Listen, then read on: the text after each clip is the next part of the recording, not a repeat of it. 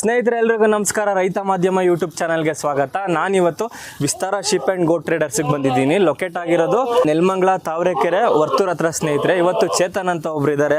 ಅವ್ರ ಹತ್ರ ಏನೇನು ಬ್ರೀಡ್ ಇದೆ, ಏನೇನು ರೇಟ್ ಹೇಳ್ತಾ ಇದ್ದಾರೆ, ಯಾವ್ಯಾವ ವೆರೈಟಿ, ಯಾವ್ಯಾವ ರಾಜ್ಯದಿಂದ ಮರಿಗಳು ಬಂದಿದೆ, ಪ್ರತಿಯೊಂದು ಡೀಟೇಲ್ಸ್ ನಿಮಗೆ ಹೇಳ್ತೀನಿ ಸ್ನೇಹಿತರೆ. ಮತ್ತು ಮರಿಗಳು ಸ್ಟಾರ್ಟಿಂಗ್ ರೇಟ್ ಏನಿದೆ, ಲೈವ್ ವೇಟು, ಎಲ್ಲ ಡೀಟೇಲ್ಸು ನಿಮಗೆ ಹೇಳ್ತೀನಿ ಸ್ನೇಹಿತರೆ. ಓಕೆ ಸ್ನೇಹಿತರೆ, ಚೇತನ್ ಅಂತ ಇದ್ದಾರೆ ನೋಡಿ, ಅವ್ರ ಹತ್ರ ಪ್ರತಿಯೊಂದು ಡೀಟೇಲ್ಸ್ನ ತಿಳ್ಕೊಳ್ಳೋಣ. ಸರ್ ನಮಸ್ತೆ. ನಮಸ್ತೆ.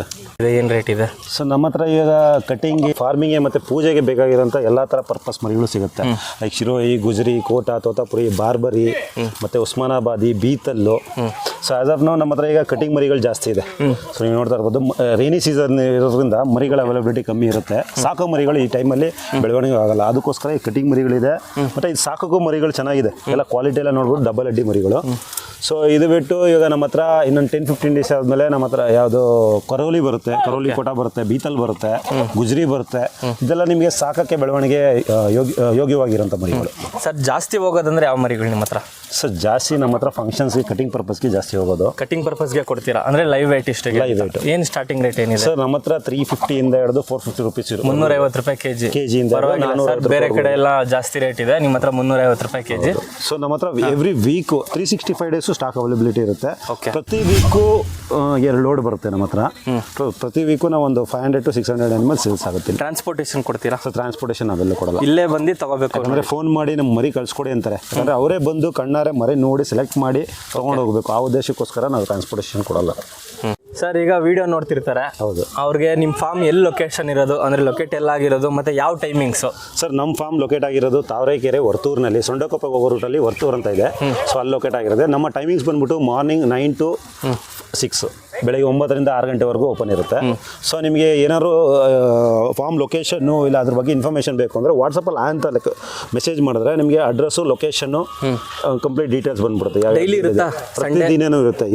ಒಂದಿನ ರಜೆ ಇಲ್ಲ, ಪ್ರತಿದಿನವೂ ಇರುತ್ತೆ. ಹಾಂ ಸರ್ ಇವಾಗ ಇಲ್ಲೇನು ಕಾಣಿಸ್ತಿದ್ಯೋ ಇಷ್ಟು ಮಾರಾಟಕ್ಕಿದೆಯಾ? ಸರ್ ಈ ಲೈನ್ ಫುಲ್ಲು ಎಲ್ಲ ಮಾರಾಟಕ್ಕೆ ಇರೋದು. ಅರೌಂಡ್ 250 ಮರಿ ಇದೆ. ಏನೇನು ಬ್ರೀಡ್ ಇದೆ ಸರ್? ಇದೆಲ್ಲ ಮಿಕ್ಸ್ ತಳಿಗಳು, ಎಲ್ಲ ಥರ ಮಿಕ್ಸ್ ತಳಿ ಇರುತ್ತೆ. ಶಿರೋ ಇದೆ, ಗುಜರಿ ಇದೆ, ನೋಡಿ ತೋತಾಪುರಿ ಇದೆ, ಬಾರ್ಬರಿ ಕ್ರಾಸ್ ಇದೆ, ಗುಜರಿ ಇದೆ, ಮತ್ತು ಮೇಂಡಾನು ಸಿಗುತ್ತೆ ನಿಮಗೆ, ರಾಜಸ್ಥಾನಿ ಮೇಂಡಾ ಸಿಗುತ್ತೆ, ಮತ್ತು ಮುಂದೆ ಹೋದರೆ ನಿಮಗೆ ಉಸ್ಮಾನಾಬಾದಿ ಸಿಗುತ್ತೆ. ಓಕೆ. ಸೊ ತರಾವರಿ ಎಲ್ಲ ಮಿಕ್ಸ್ ವೆರೈಟಿ ಇರ್ತವೆ ಸರ್. ಇಲ್ಲಿ 350 ಸ್ಟಾರ್ಟ್ ಆಗಿ ಗಂಡೆಲ್ಲ ನಿಮಗೆ 450 ರೂಪಾಯಿವರೆಗೂ ಇದೆ. ಟಗರು ಸಿಗುತ್ತೆ ನಮ್ಮ ಹತ್ರ. ಟಗರು ಈಗ ಲಾಸ್ಟ್ ಇವತ್ತು 3 ಡೇಸ್ ಇತ್ತು ಖಾಲಿಯಾಗಿ. ನಮ್ಮ ಹತ್ರ ನೆಲ್ಲೂರು ಜುಡುಪಿ ಇತ್ತು, ಓಕೆ, ಮತ್ತು ಎಳಗ ಇತ್ತು. ಟಗರು ಎಲ್ಲ 450 ರೂಪಾಯಿ, ವಾತ ಎಲ್ಲ 450 ರೂಪಾಯಿ, ಎಣ್ಣೆಲ್ಲ ನಿಮಗೆ 350 ರೂಪಾಯಿಂದ ಸ್ಟಾರ್ಟ್ ಆಗುತ್ತೆ. ಸರ್ ಸಾಕಾಣಿಕೆ ಮರಿಗಳು ನಮ್ಮ ರೈತರು ಬೇಕು ಅಂತ ಕೇಳ್ತಿರ್ತಾರೆ, ಅವ್ರಿಗೆ ಎಷ್ಟು ತಿಂಗಳು ಮೇಲೆ ತಗೊಬೇಕು ಸರ್ ಸಾಗಾಣಿಕೆ ಮರಿ? ನಿಮಗೆ 4ರಿಂದ 5 ತಿಂಗಳು ಮರಿಗಳು ಉತ್ತಮ. ಏನಕ್ಕಂದರೆ 3 ತಿಂಗಳು ಅದು ಚೆನ್ನಾಗಿ ಹಾಲು ಕುಡಿದು ಬೆಳವಣಿಗೆ ಆಗಿದ್ರೆ ಅದು ನೆಕ್ಸ್ಟ್ ಗ್ರೋತ್ ಚೆನ್ನಾಗಿ ಬರುತ್ತೆ. ಸೊ ನೀವು 2 ತಿಂಗಳು ಮರಿ, ಅದು ತುಂಬ ಕಮ್ಮಿ ವೆಯ್ಟ್ ಇರುತ್ತೆ ಅಂತ ತುಂಬ ಕಮ್ಮಿ ಏಜಲ್ಲೇ ಮರಿ ಪರ್ಚೇಸ್ ಮಾಡೋದ್ರಿಂದ ಬೆಳವಣಿಗೆ ಬರಲ್ಲ. ಚೆನ್ನಾಗಿ ಹಾಲು ಕುಡಿದು 3 ತಿಂಗಳು ಬೆಳವಣಿಗೆ ಆಗಿರೋ ಮರಿಗಳು ತೊಗೊಂಡ್ರೆ 4ನೇ ತಿಂಗಳಿಂದ ಮೇವು ಕಚ್ಚಿರೋ, 4-5ನೇ ತಿಂಗಳಿಂದ ಮೇವು ಕಚ್ಚೋ ಮರಿಗಳಾದರೆ ಸೊ ರೈತರಿಗೂ ಅಷ್ಟೇ ಬೆಳವಣಿಗೆ ಕಮ್ಮಿ, ಮತ್ತು ರೋಗ ಬಾಧೆಗಳು ಕಮ್ಮಿ ಇರುತ್ತೆ. ಯಾವುದೇ ರೀತಿ ಕಾಯಿಲೆ ಬರಲ್ಲ, ತಡೆಯೋ ಶಕ್ತಿ ಇರುತ್ತೆ.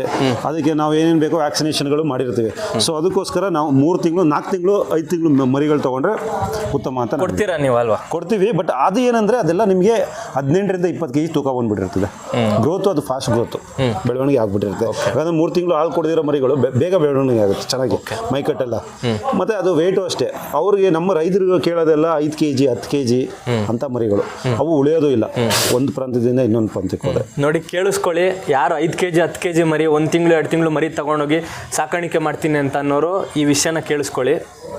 ಸೊ ಅದಕ್ಕೋಸ್ಕರ ನಾವೇನು ಹೇಳ್ತೀವಿ, 5ರಿಂದ 6 ತಿಂಗಳು ಮರಿ ತೊಗೊಂಡ್ರೆ ಅವ್ರಿಗೂ ಚೆನ್ನಾಗಿ ಬೆಳವಣಿಗೆ ಆಗುತ್ತೆ, ಲಾಭ ಆಗುತ್ತೆ. ಅವ್ರು ಮೇಯಿಸಿದ್ದಕ್ಕೂ ಪ್ರಾಫಿಟ್ ಅಂತ ನೋಡ್ಬೋದು ಅದರಲ್ಲಿ. ಸೊ ಇನ್ನು ಈಗ ಮಳೆಗಾಲ ಇರೋದ್ರಿಂದ ನಾವು ಆ ಸಾಕೋ ಮರಿಗಳು ತರಿಸ್ತಾ ಇಲ್ಲ. ಈಗೆಲ್ಲ ಸ್ವಲ್ಪ ಸೆಮಿ ಅಡಲ್ಟೇ ತರಿಸ್ತಾ ಇರೋದು. ಒಂದು 6 ತಿಂಗಳು, 8 ತಿಂಗಳು, 10 ತಿಂಗಳು, 1 ವರ್ಷದ ಮರಿಗಳು. ಸೊ ಮಳೆಗಾಲದಲ್ಲಿ ರೋಗಗಳು ಜಾಸ್ತಿ, ರೋಗ ಕಾಯಿಲೆಗಳೆಲ್ಲ. ಸೊ PPR ಎಲ್ಲ ಅಟ್ಯಾಕ್ ಆಗೋದು ಜಾಸ್ತಿ. ಸೊ ಅದಕ್ಕೋಸ್ಕರ ಇನ್ನೊಂದು 15 ಡೇಸ್ ಆದಮೇಲೆ ನಮಗೆ ಕೋಟಾ ಸ್ಟಾರ್ಟ್ ಆಗುತ್ತೆ. ಕೋಟಾ ಮರಿಗಳು ಸಿಗುತ್ತೆ, ಕರೋಲಿ ಕೋಟಾ ಎಲ್ಲ, ಅವೆಲ್ಲ ಗುಜರಿ, ಅವೆಲ್ಲ ಸಾಕಾಣಿಕೆ ಉತ್ತಮ ಮರಿಗಳು, ತುಂಬ ಚೆನ್ನಾಗಿ ಡೆವಲಪ್ಮೆಂಟ್ ಆಗುವಂಥವುಗಳು.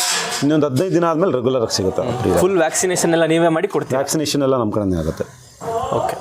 ಸೊ ನಾವು ಇದಕ್ಕೆ ಬೇಕಾಗಿರೋ ಮೇವು ಎಲ್ಲ ನಾವೇ ಬೆಳೆಯೋದು. ಒಂದು ಸೈಲೇಜ್ ಆಗಲಿ, ಇದಕ್ಕೆ ಬೇಕಾಗಿರೋ ಹುಲ್ಲು ಗಡ್ಡಿ ಮತ್ತು ಏನೇ ಸೊಪ್ಪು ಅವೆಲ್ಲ ನಾವೇ ಇಲ್ಲೇ ಬೆಳೆದು ಇದಕ್ಕೆ ಸಪ್ಲೈ ಮಾಡ್ತೀವಿ. ಸರ್, ನಮ್ಮ ರೈತರು ಸಾಕಾಣಿಕೆ ಮರಿಗಳು ಬೇಕು ಅಂತ ಬಂದು ನಿಮ್ಮ ಹತ್ರ ತಗೊತಾರೆ, ಅವ್ರಿಗೆ ಸಂಪೂರ್ಣ ಮಾಹಿತಿ ಕೊಡ್ತೀರಾ ನೀವು? ಹೌದು ಸರ್, ನಾವು ಅವ್ರಿಗೆ ಒಂದು ಸಾಕಾಣಿಕೆ ಮಾರ್ಗದರ್ಶ ಪತ್ರ ಅಂತ ಕೊಡ್ತೀವಿ. ಅದರಲ್ಲಿ ಅವರು ಇಲ್ಲಿಂದ ತೊಗೊಂಡೋದ್ಮೇಲೆ ಮೊದಲು 15 ದಿನ ಯಾವ ಥರ ಆಹಾರ ಕ್ರಮ ನಾವೇನು ಕೊಡ್ತಾ ಇದೀವೋ ಅದೇ ಆಹಾರ ಕ್ರಮ ಅವ್ರು ಕೊಟ್ಟರೆ ಆಲ್ರೆಡಿ ಸೆಟ್ ಆಗಿರುತ್ತೆ ಈ ಒಂದು ವೆದರ್ಗೆ. ಸೊ ಅದೇ ಥರ ಆಹಾರ ಬೆಳಗ್ಗೆ ಏನು ಕೊಡಬೇಕು, ಮಧ್ಯಾಹ್ನ ಏನು ಕೊಡಬೇಕು, ಯಾವ್ಯಾವ ಥರ ಮೈಲ್ ಕೊಡಬೇಕು ಅದರದ್ದೊಂದು ಇನ್ಫಾರ್ಮೇಷನ್ ಕೊಟ್ಟಿರ್ತೀವಿ. ಅದಾದಮೇಲೆ ಫಸ್ಟ್ 15 ಡೇಸ್ ಅದಕ್ಕೆ ಯಾವ ಥರ ಟ್ರೀಟ್ಮೆಂಟ್ ಕೊಡಬೇಕು, ಯಾಕಂದರೆ ಒಂದು ಜಾಗದಿಂದ ಇನ್ನೊಂದು ಜಾಗಕ್ಕೆ ನೀರು ಮತ್ತು ಆಹಾರ ಎರಡೂ ಚೇಂಜ್ ಆಗುತ್ತೆ. ಸೊ ವೆದರು ಚೇಂಜ್ ಆಗುತ್ತೆ. ಹೌದು. ಸೊ ಅದಕ್ಕೋಸ್ಕರ ಅದು ಯಾವ ಥರ ಪ್ರತಿದಿನ ಫಸ್ಟು 15 ಡೇಸ್ ಏನೇನು ಟ್ರೀಟ್ಮೆಂಟ್ ಕೊಡಬೇಕು ಆ ವೆದರ್ಗೆ ಹೊಂದ್ಕೊಳ್ಳೋಕ್ಕೆ ಅದು ಇರುತ್ತೆ. ಅದು ಬಿಟ್ಟು ನಮಗೆ ಒಂದು ವರ್ಷಕ್ಕೆ ಆಗುವಂಥ ಲಸಿಕೆಗಳು, ಒಂದು ವರ್ಷಕ್ಕೆ ಸೀಸನಲ್ ವೈಸು ಕಾಯಿಲೆಗಳು ಬರ್ತಾ ಇರ್ತವೆ. ಚಳಿಗಾಲದಲ್ಲಿ, ಬೇಸಿಗೆಗಾಲದಲ್ಲಿ, ಮಳೆಗಾಲದಲ್ಲಿ ಒಂದೊಂದು ಥರ ಕಾಯಿಲೆಗಳು ಬರ್ತಾ ಇರ್ತವೆ ಮರಿಗಳಿಗೆ. ಏನೇನು ಕಾಯಿಲೆಗಳು ಬರುತ್ತೆ ಮತ್ತು ಯಾವ್ಯಾವ ಕಾಯಿಲೆಗಳಿಗೆ ಯಾವ್ಯಾವ ವ್ಯಾಕ್ಸಿನೇಷನ್ ಕೊಡಬೇಕು ಅದ್ರ ಬಗ್ಗೆ ಮಾಹಿತಿನೂ ಕೊಟ್ಟಿರ್ತೀವಿ. ಸೊ ಅದ್ರ ಬಿಟ್ಟು ಡಿವಾರ್ಮಿಂಗ್ ಪ್ರೋಸೆಸ್ ಏನು ಮತ್ತು ಈ ಬೂಸ್ಟರ್ ಡೋಸೇಜ್ ಬಗ್ಗೆ ಅದ್ರ ಬಗ್ಗೆ ಕಂಪ್ಲೀಟ್ ಇನ್ಫಾರ್ಮೇಷನ್ ಕೊಟ್ಟು ಅವರಿಗೆ ಈ ಒಂದು ಫಾರ್ಮಿಂಗ್ ಗೈಡೆನ್ಸ್ ಪತ್ರನ ಕೊಡ್ತೀವಿ. ಸೊ ಇದನ್ನು ಓದ್ಕೊಂಡು ಅವರು ಮಾಹಿತಿಯನ್ನು ತಿಳ್ಕೊಬೋದು. ನೋಡಿ, ಫುಲ್ ಫಾರ್ಮ್ಯಾಟ್ ಇದೆ ಇದರಲ್ಲಿ. ವಿಡಿಯೋದಲ್ಲಿ ಹಾಕಿರ್ತೀನಿ ನಾನು.